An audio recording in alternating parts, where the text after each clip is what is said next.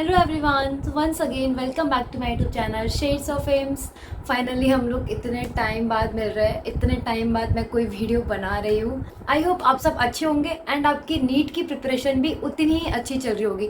तो अब बिना टाइम वेस्ट करें हम लोग काम की बात करते हैं। आज मैं आपसे इस वीडियो के अंदर बात करने वाली हूँ कि 6 मंथ की आपकी नीट की स्ट्रेटेजी क्या होनी चाहिए।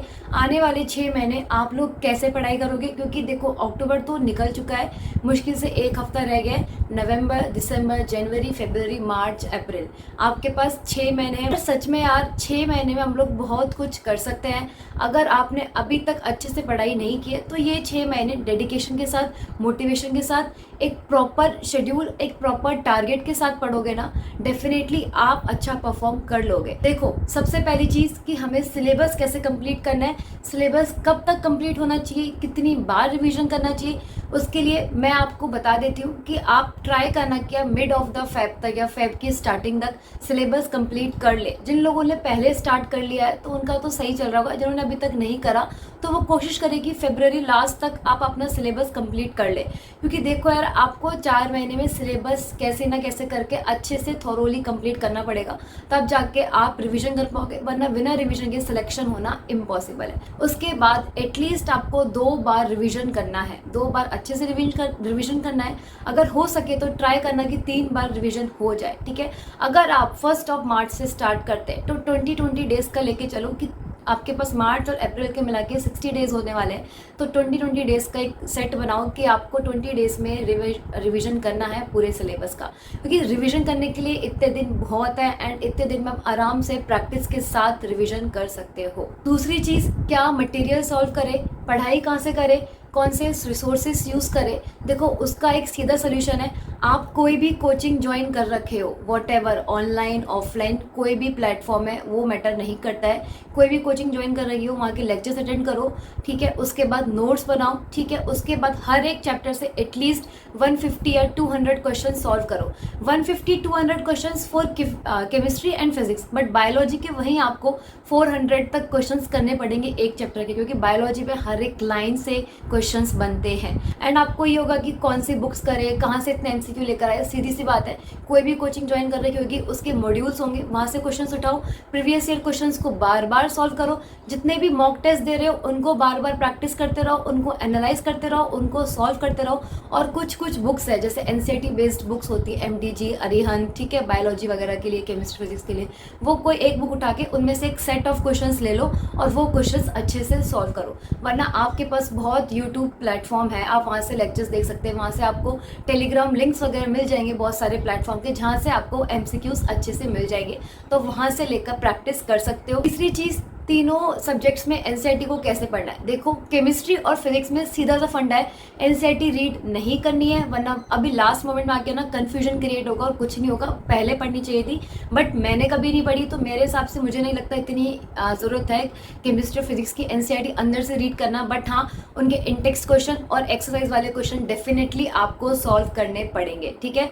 तभी जाके आपकी प्रैक्टिस एनसीईआरटी बेस्ड भी हो पाएगी उन दोनों के अंदर, ठीक है। वो क्वेश्चन स्किप नहीं करने हैं दोनों सब्जेक्ट के अंदर, इंटेक्स्ट और एक्सरसाइज वाले क्वेश्चंस। वहीं बात करूं मैं बायोलॉजी की, तो बायोलॉजी के लिए मॉड्यूल्स वगैरह सब भूल जाओ, एनसीईआरटी ये चीज़ माइंड में सेट कर लो कि एनसीईआरटी के अलावा और कुछ भी नहीं पढ़ना है। एक एक लाइन इंट्रोडक्शन से लेकर चैप्टर के पूरे अंदर की कंटेंट और लास्ट में summary plus diagrams plus flow chart सब कुछ कवर करना है, सारा पढ़ना है, कुछ भी स्किप नहीं कर सकते हो और उसी के बेस प्रैक्टिस करो। मैं एक सजेशन दूंगी, हमारे पास जो कोचिंग के मॉड्यूल्स वगैरह होते हैं ना, उनमें बायोलॉजी के अंदर ना बहुत एक्स्ट्रा आउट ऑफ सिलेबस चीज़ें दी होती है, तो उस चीज़ पे ध्यान ना देते हुए एनसीईआरटी बेस्ड प्रैक्टिस पे अपना ध्यान, अपना फोकस बना के रखना।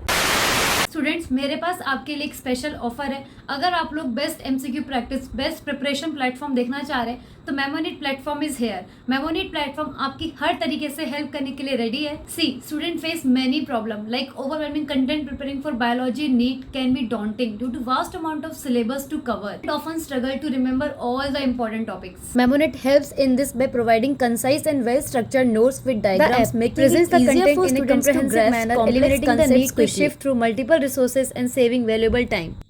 Another problem is lack of conceptual understanding. Understanding the concept is crucial for solving the application-based questions in exam. The assertion and reasoning feature in MemoNet enhances students' conceptual understanding by providing logical explanation for given statement. It promotes critical thinking and helps students grasp the reasoning behind various biological phenomena. Another is boredom and monotony. Sometimes studying biology can become monotonous, leading to lack of interest and reduced retention of information. MemoNet incorporates interactive elements like crossword puzzles, drag and drop exercise, and memes to make learning biology engaging and enjoyable. These fun-filled activities break the monotony and keep students motivated throughout their preparation.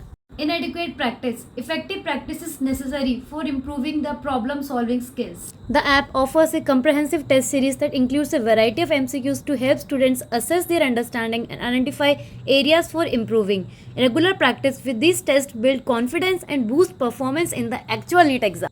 Overall, MemoNet addresses several key problems faced by NEET students during their biology preparation, from providing organized content and boosting conceptual understanding to making learning enjoyable, enabling anytime, anywhere study. MemoNet app is a valuable tool to support students to their journey to success in NEET. मैंने सारी details अपने description box में share कर दिए। साथ ही में आप लोग मेरा कूपन कोड SOA300 यूज़ कर सकते हैं, जिससे आपको इंस्टेंट 300 ऑफ भी दिया जाएगा। हाँ, एक important announcement, Memonet Dussehra sale is live now buy elite plan worth 6,999 at just 1,999। Limited time offer available है, so don't miss out this chance to get the best study material for your NEET preparation. So grab this opportunity and start your NEET preparation now. अगली चीज़ है mock test. बिना mock test दिए कोई भी practice कभी भी complete नहीं होती है। जैसे जैसे बढ़ते जा रहे हो ना सिलेबस को, वैसे वैसे टेस्ट देते जाओ। लेकिन जैसे फरवरी लास्ट तक या मिड ऑफ द फरवरी तक आप 10 दिन में या 15 दिन में एटलीस्ट एक टेस्ट दो। उसके बाद आप लोग हफ्ते में 2 टेस्ट कर देना, ठीक है, मार्च और अप्रैल में। और उसी वक्त आपको डेली एक एक दो प्रीवियस ईयर क्वेश्चन सॉल्व करने हैं। प्रीवियस ईयर मैं यही सजेस्ट करूँगी कि अभी से करना स्टार्ट कर दो, ठीक है, नवंबर या दिसंबर से करना स्टार्ट कर दो। तब भी जाके आप 2 से 3 बार उनको सॉल्व कर पाओगे कि प्रीवियस ईयर का 2 से 3 राउंड लगाना ज़रूरी है। तब जाके चीज़ें पता लगती है कि हाँ, इस कंसेप्ट के बेस्ड क्वेश्चन ज़्यादा आते हैं या फिर इस तरह के क्वेश्चंस आते हैं और क्वेश्चंस रिपीट होते हैं, तो वो आप स्किप नहीं कर सकते हो। जब भी मॉक टेस्ट सॉल्व करो तो उसको देने के बाद छोड़ना नहीं है।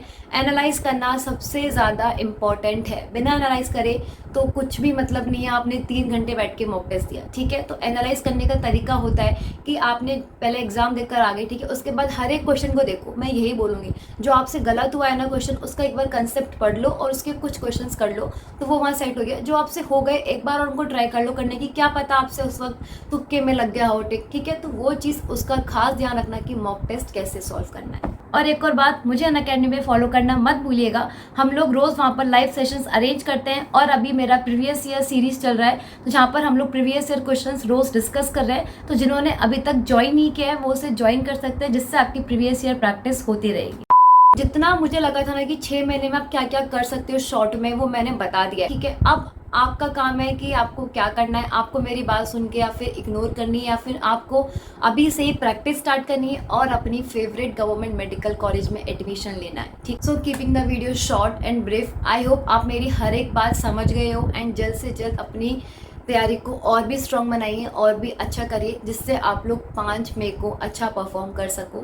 And that was it. Thank you so much guys. और हाँ, don't forget to like, share, subscribe my channel Shades of AIIMS.